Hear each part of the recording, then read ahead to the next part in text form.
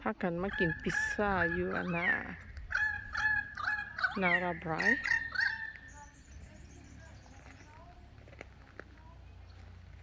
เขาเอิ้นพอตเตอรี่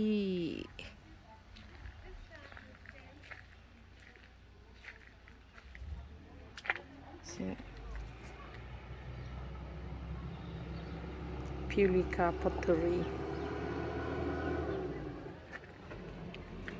ก็จะก็เอาวาเชอร์ของรัฐบาลนำเพราะว่ารัฐบาลเอาเงินให้ผู้ละวาเชอร์ผู้ละ$100สำหรับไว้นะเบิ่งหนัง$50แล้วก็มากินอาหาร$50ตอนนี้กำลังย่างเข้ามาเราเองงามอยู่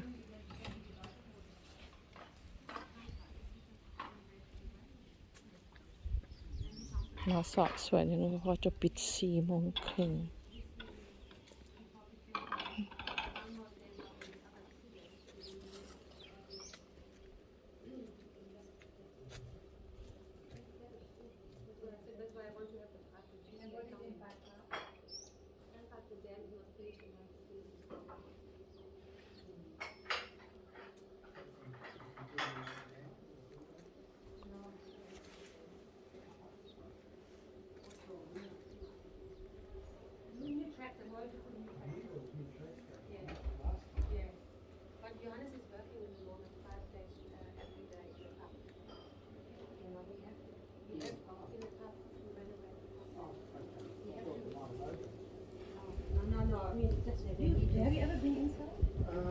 No, I went as far as the front, leading up to the back end of it. There's no ceiling, there's hardly any. It's ice cream. There is so much to do. But it looks like it only started in the second story. Farmed Pilica Gelato. Because once the cup is operating, you don't want to have the dusty.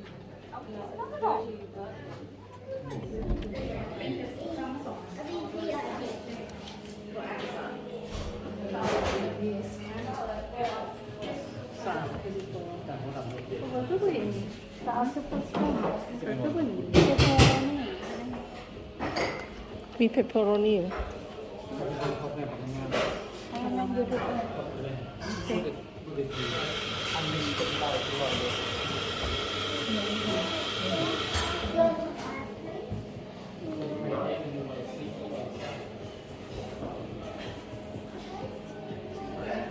Iniก็โรงงานเห็ดพอตนะ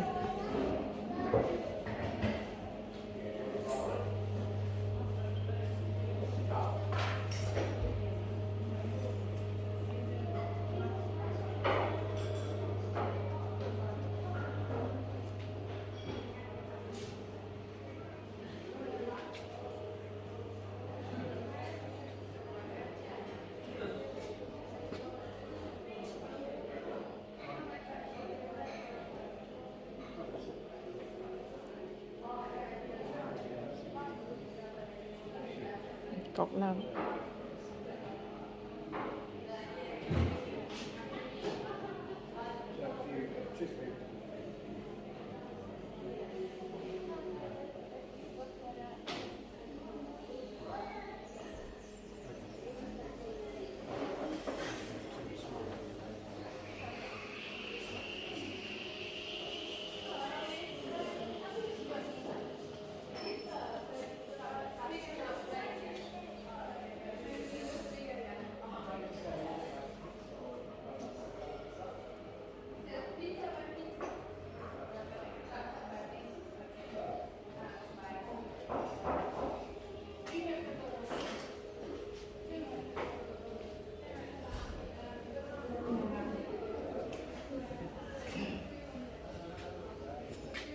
ราคากันงาน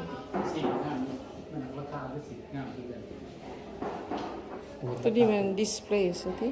นี่ขายนะคือถึง300 290 160คน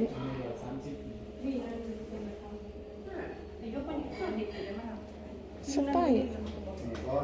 คนเยอรมันวะสไตล์นี้ นี่เวิร์กช็อปนะ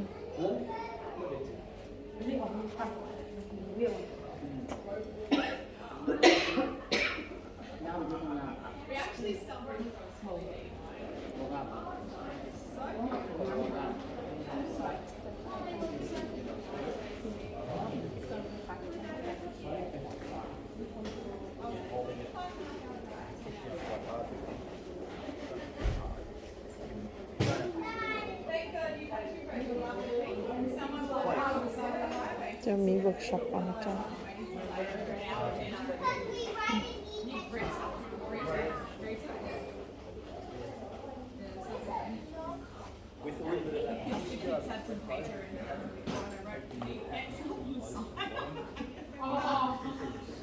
เป็นเวิร์กช็อปของพระเจ้า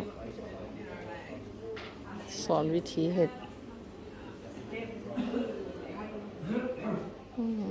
สองเลยน้องนี่เสียวตัวใดนี่ นั่นเป็นยัง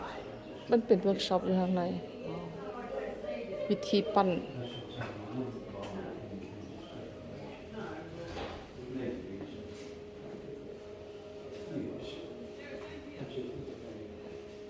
งามไร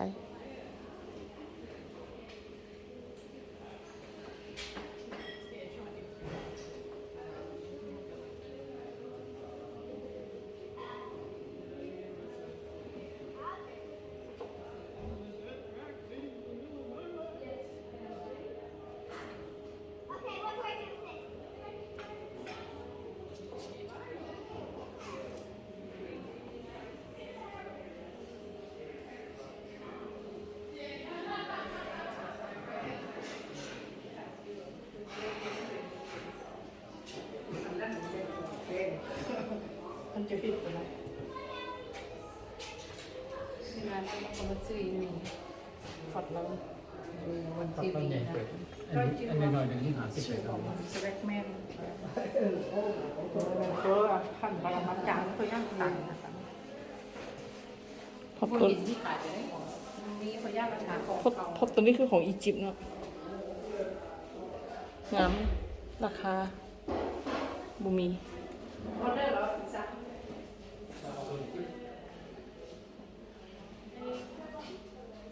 ราคาก็งามไปตามฝีมือ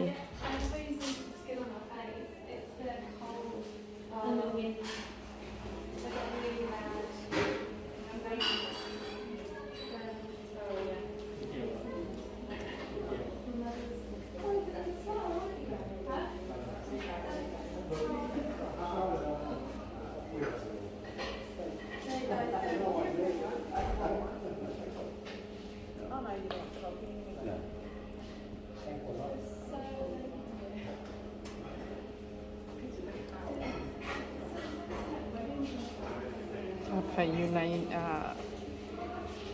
นิวซาเรลอยากมาเป็นที่อยู่ในนี้แน่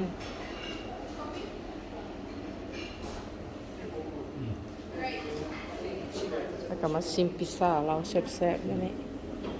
เอาเท่านั้นเนาะสบายดี